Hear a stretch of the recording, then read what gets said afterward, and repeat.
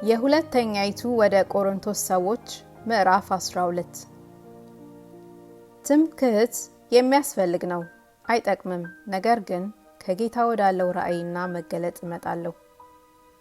ሰውም በክርስቶስ አውቃለሁ፣ በስጋ እንደሆነ አላውቅም፣ ወይም ከስጋ ውጭ እንደሆነ አላውቅም፣ እግዚአብሔር ያውቃል። እንዲህ ያለው ሰው ከ14 ዓመት በፊት እስከ 3ኛው ሰማይ ድረስ ተነጠቀ።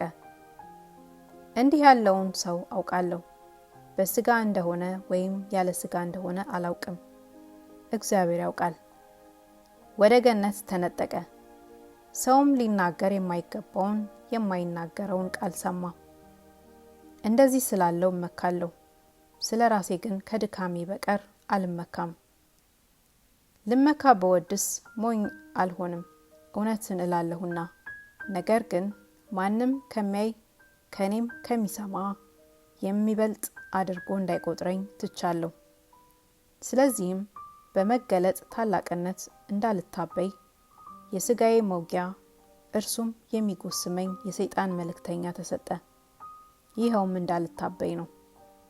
ስለዚህ ነገር ከኔ እንዲለይ 3 ጊዜ ጌታን ለመንሁ። እርሱም ጸጋዬ ይበቃሃል፣ ኃይሌ በድካም ይፈጸማልና አለኝ። እንግዲህ የክርስቶስ ኃይል ያድርብኝ ዘንድ በብዙ ደስታ በድካም ልመካ ወዳለሁ። ስለዚህ ስለ ክርስቶስ በድካም በመንገላታትም በችግርም በስደትም በጭንቀትም ደስ ይለኛል።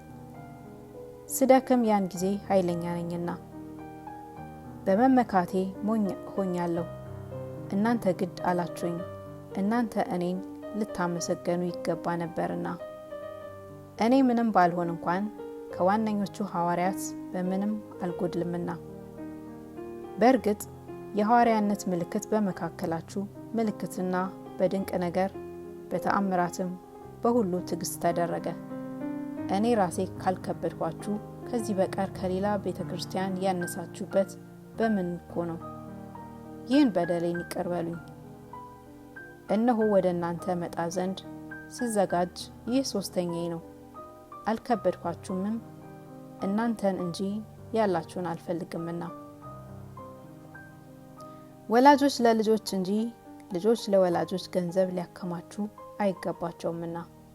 እኔ ግን ስለ ነፍሳችሁ በብዙ ደስታ ገንዘቤን እከፍላለሁ፣ ራሴን እንኳን እከፍላለሁ። ከመጠን ይልቅ በወዳችሁ በዚህ ልክ ፍቅራችሁ የሚያንስ ነውን? ይሁን እንጂ እኔ አልከብድባችሁም። ነገር ግን ሸንጋይ ሆኜ በተንኮል ያስኋችሁ። ወደ እናንተ ከላኳቸው በአንዱስ እንኳን አታለልኋችሁን? ቲቶን መከርሁት፣ ከእርሱም ጋር ወንድሙን ላኩት። ቲቶስ አታለላችሁን? በአንድ መንፈስ አልተመላለስንምን?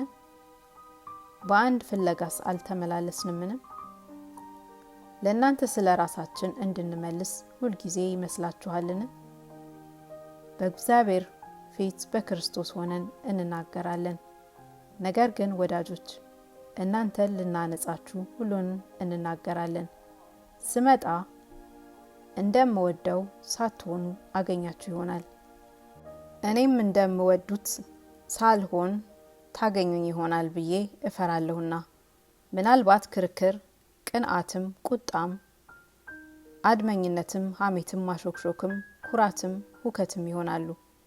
እንደገና ስመጣ በእናንተ ዘንድ አምላኬ እንዲያዋርደኝ አስቀድመው ኃጢአት ከሰሩና ስላደረጉት ርኩሰትና ዝሙት መዳራትም ንስሐ ካልገቡ ወገን ስለ ብዙዎች ምናልባት አዝናለሁ ብዬ እፈራለሁ።